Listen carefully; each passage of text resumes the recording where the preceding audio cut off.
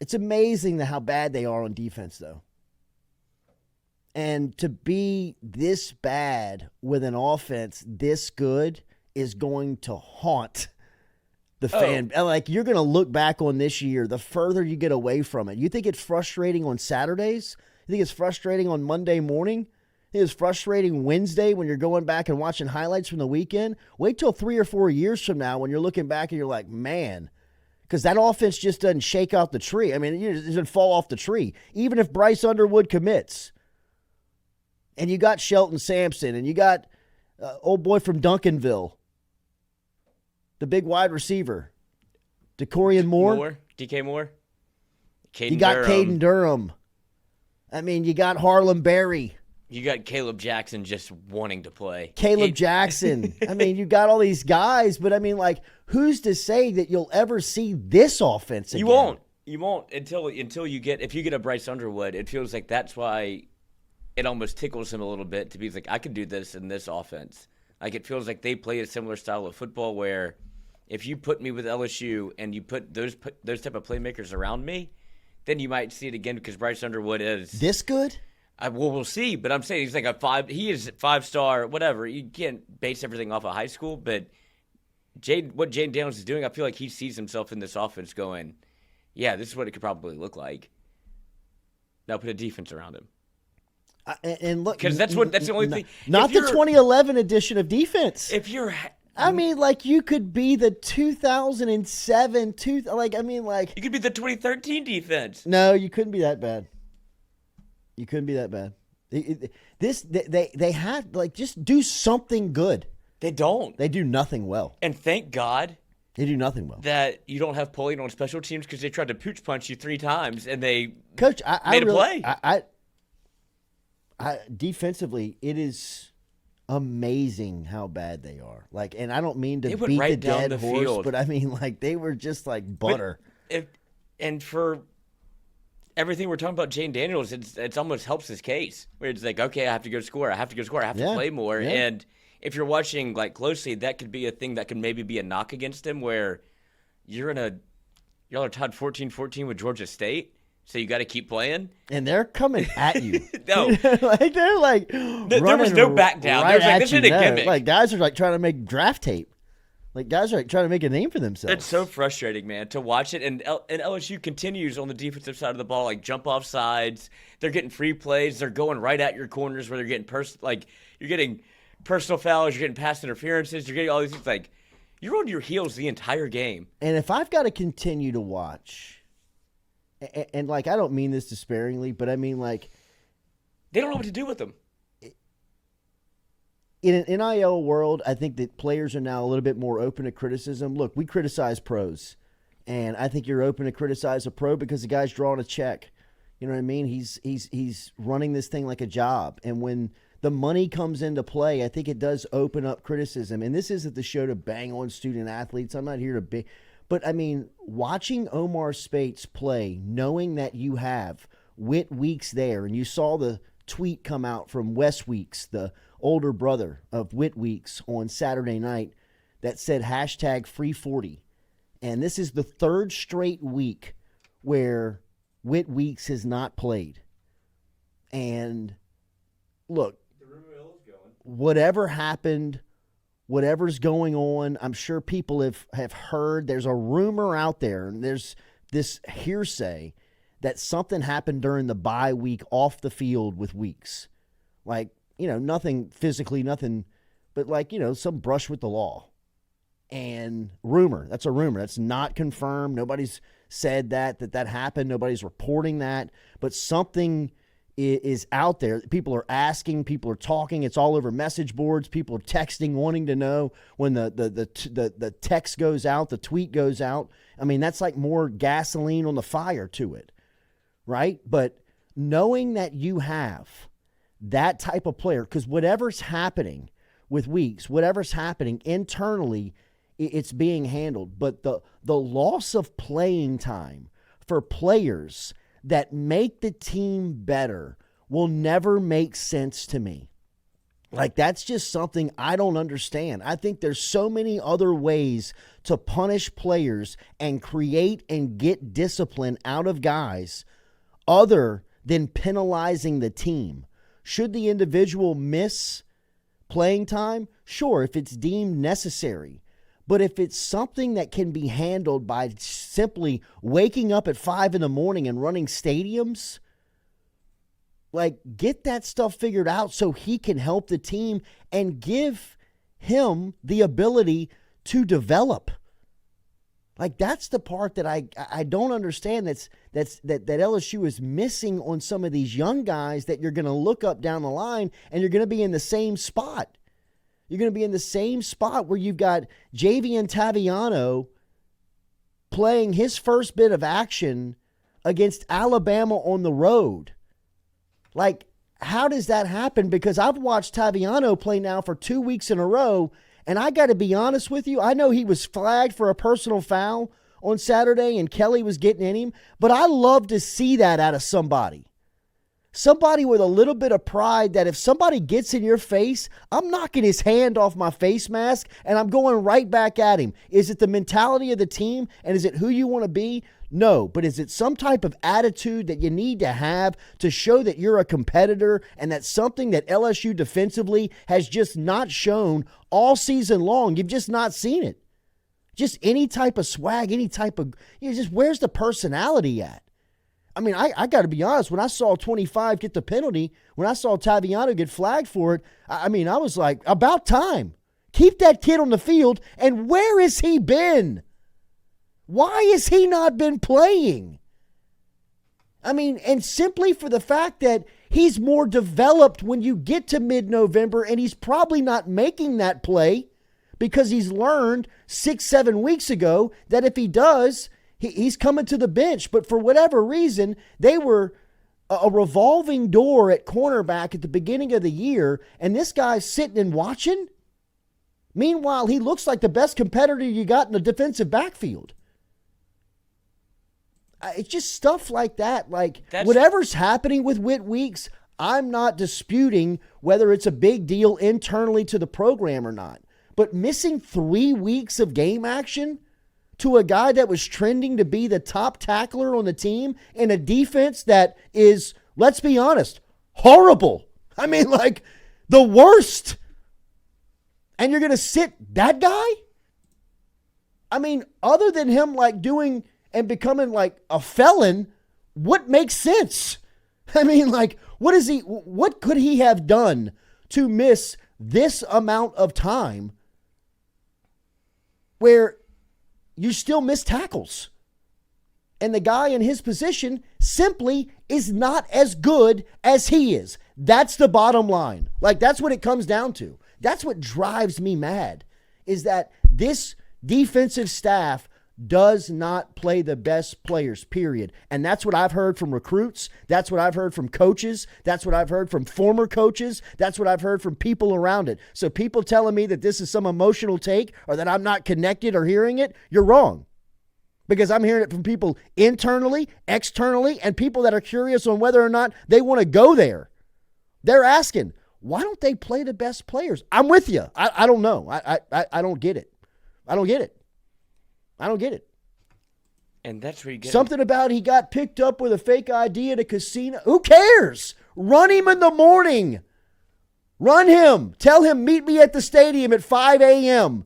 You're running until your tongue is going to drop. I guarantee you won't do that again. But if you're the coach, you're thinking, you're not going to cost me. You're not going to cost me a game. Get on the field. Play these guys, develop them, get them ready to go. What the hell is going on? I'm not the one that's yelling and screaming about it. I'm yelling and screaming for the people that are asking the questions. The recruits, the coaches, the players, the people wanting to know, did they play the best players? Because it looks like they do on offense. I mean, people are like, where's Aaron Anderson? Aaron Anderson doesn't play because there's not enough footballs to go around. You got to feed 8. You got to feed 11. You got to feed 5. Shit, 2 got out there. Okay, that makes a lot of sense. Why didn't Taviano play? I got no idea. I got no idea. I got no idea why that kid can't play early in the year, because at the end of the year, he looks like one of the best competitors that the defense has. And that's period. That's where you start to wonder if it feels easy to blame Brian Kelly in this, but he's an offensive coach who has his hands all over the offense. This is squarely falling on, I don't know about the discipline part, but defensively, at some point, the fingers start to point at Matt House, where who's making the decisions of who to play whom, what are you looking at? Because when you have your own brother tweeting free 40 who's on the team, and then you have Slade Roy tweet like this, they're forming a coup against him, because what you should be afraid of, not of him saving him to be a redshirt freshman next year, it's he's going to hit the portal, coach. Like, you don't think this guy's out there and they've seen the three games that we saw? We're like, yeah, he can come play at Alabama. I mean, did you see the last couple of drives defensively in the game? Did you see the play that Quincy Wiggins made? I'm not saying that Quincy Wiggins makes that play against Alabama. I'm not saying he makes that play against Ole Miss. I'm not saying he makes that play nice against to see it. Arkansas. But I'm saying that on this defense, on this unit, that guy can't log a rep. He can't get a play. Like, that makes zero sense to me.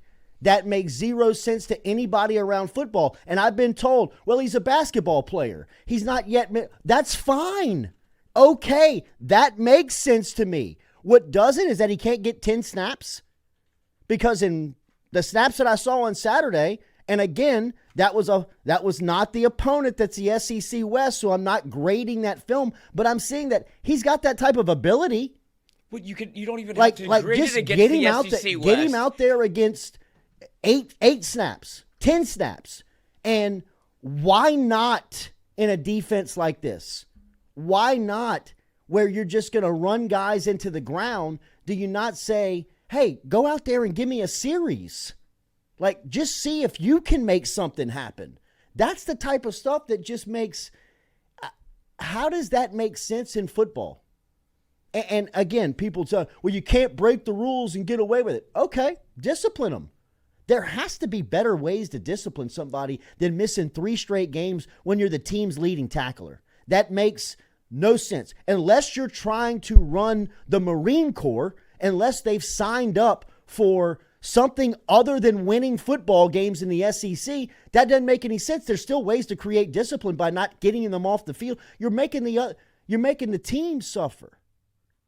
Like, and if it's not for something that's as egregious as, like, missing 3 games to somebody that could be the leading tackler on the team if he plays, and quite frankly, to a position that he's the best player.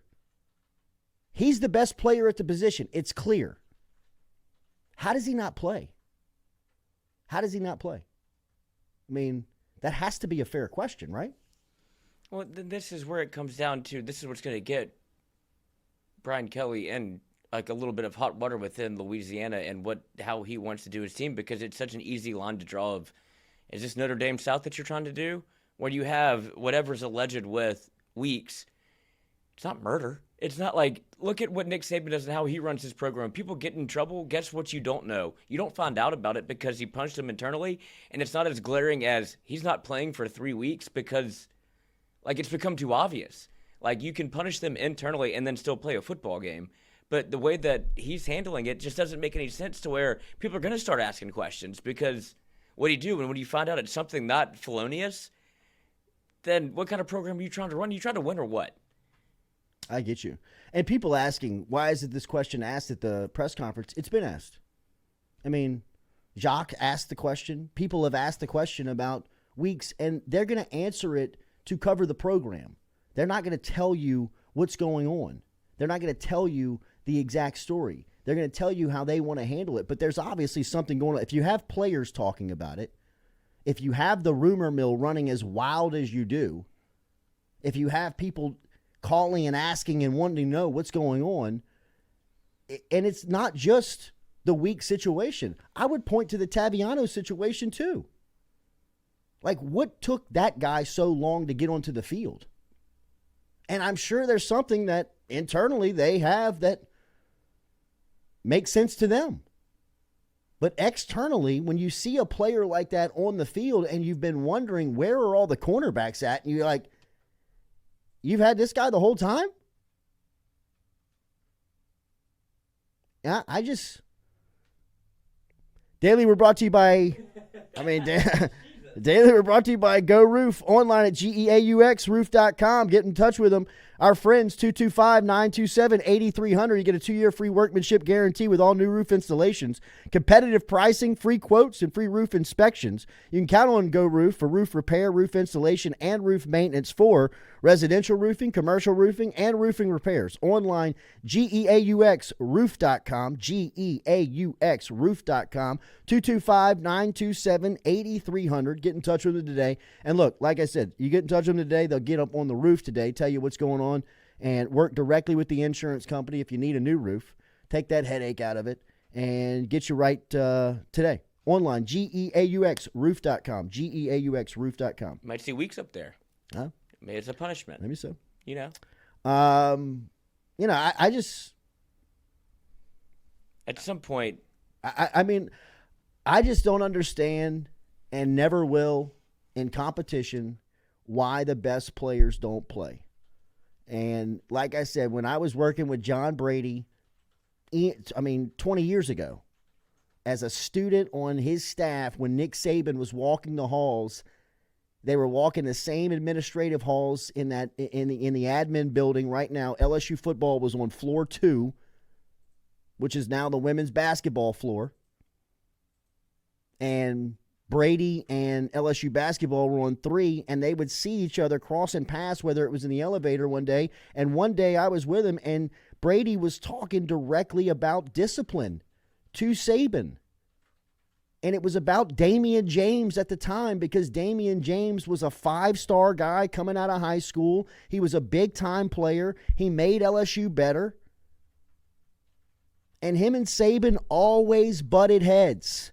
From the day Saban showed up to the day that Saban ultimately threw him off the team.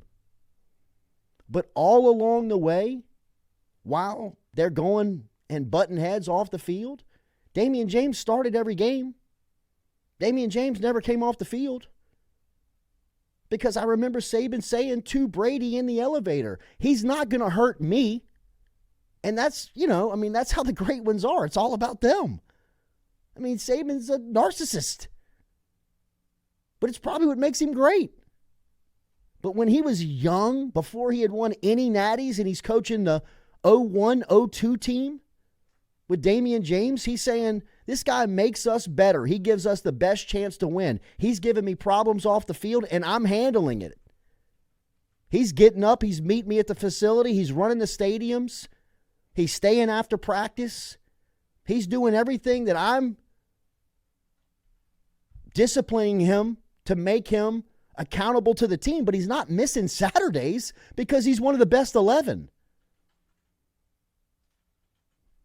And whether that's right, wrong, or indifferent, that guy is the best at what he does, and he said that's how he handled it. To me, that makes sense. I heard that when I was young. I heard that when I was very impressionable, and it stuck with me. That makes sense to me. There's ways to discipline players outside of hurting the team. And when you're signed up for a team sport, I think that there's a fine line. Whether or not you push the envelope far enough over the line, then you're off the team. Otherwise, you're going to get disciplined, but you're playing if you're one of the best 11 because you give the team the best chance to win. Now, you might have to pick up every pad after practice and put it in the facility. You might have to get to the facility at 5 in the morning and run 2 miles worth of stadiums before the day even begins. You may have to stay after practice for an hour and a half and stay with the coaches and work on whatever it is. Whatever it is. You're going to pay your penalty, but if you're one of the best 11, you're not missing 3 weeks. You're missing 3 games. And that's it. Full stop. Pause. Full stop. End of sentence. Like, that's what it is. At some point, you just have to realize that this isn't the way that it works, because you kind of, and I put it in the chat where people are they're asking, like, Well, does Weeks and Taviano make a difference in this year? It's like, yeah, you don't want to see Whit Weeks against are you Alabama? kidding? You don't think that playing Deshaun Womack, Whit Weeks, and Javian Taviano the majority of the time don't The defense change couldn't be worse. a little bit of this defense? I mean, like, have you seen anybody else get 15-yarders for somebody putting their hand in their face and knocking it out of there like Taviano did on Saturday night? Is it the right play? No. Is it the play that you want to see from a defense that's 120th in the country? Dear God, please. Please. Just some sense of a heartbeat, just a little bit of competitive nature to you, just a little bit of attitude, just a little bit of don't mess with me. And I get to see it from the 18-year-old that didn't start until November. I guarantee you know who else has that? Deshaun Womack. Womack's got it. I don't know why he doesn't play. To me, he's one of your best 11. You know who else has it? Braden Swinson. I don't know why he doesn't play. I know Whit Weeks has it. I got no idea why he doesn't play. I mean, does it make him 80th in the country in defense? I don't know. But it doesn't make him 125th. It doesn't make him any worse. How much worse can it be? I mean, I watched Quincy Wiggins shed off of a block against a kid on Saturday night, get into the backfield and make the tackle in the backfield. Can he do that against Bama? I don't know, but he did it on Saturday. For the first time I've ever seen. I mean, put him out there for a series. What's going to happen? What's it going to do to you? You're going to get thrashed up the middle? That's happened all season long. It's happened all year. And now you go into the offseason with a kid like Womack, Weeks, and Wiggins pissed off? That doesn't make a lot of sense. I just don't understand the narrative of, do you want the players to run the team? It's not. Huh? What do you mean? What did you recruit them for? It's not run the team. Like, I mean, if you're coming in, you got rules, you got to follow them. But I mean, at some point, do your rules make the best sense for you to win football games? There's ways to discipline players and get them in line and let them know what your protocol is moving forward without costing the team games. And I'm not saying that all these guys had brushes with the team rule. I have no idea what internally is happening. I got no idea. So, I mean, they may be in good state. I haven't heard one bad thing about Javian Taviano. Not one thing. No, but that's where you go back to the narrative of, I trust older players before I trust talent, is what it kind of come down to with Brian Kelly. It's like, I trust veteran guys that I know can play for me, as opposed to putting somebody out there that's young, which I guess I understand. But when it becomes this bad, when you're wasting a generational offense that you haven't seen. Well, it's wasted. It's gone. It's done. And that's why that's why obviously you want to push the Jayden Daniels Heisman narrative, which I think is a good thing. But when you look back on the season, you're going to look back and go, you scored 40 a game, and I mean, well, look at the games you lost. So I'm saying, there's people saying in the chat, like, oh, you're saying two players wouldn't make a difference? If it would make you not 120th in the country, then maybe you get one stop against Ole Miss as opposed to having to score every time you touch the football? I mean, because is that not what it felt like against Alabama? If you didn't score every time you touched it, you're out the game. You had one turnover. Teams have to be accountable. Teams have to be trusted. Teams have to have internally the principles that you need to be great, and you can't cheat those. But there are ways to get there without costing your team wins, and that's just outside looking in. That's my take. I mean, that's that just. I can't. It's maddening. It is maddening to watch the LSU offense play and see how great they are, and then watch the defense where it doesn't even seem like they can figure out who to play. Like, they don't even figure out who to play they can't figure out how to play the best players. That doesn't make any sense. Doesn't make any sense. Thanks for tuning in to our premium LSU content right here on YouTube. If you want more of it, subscribe below.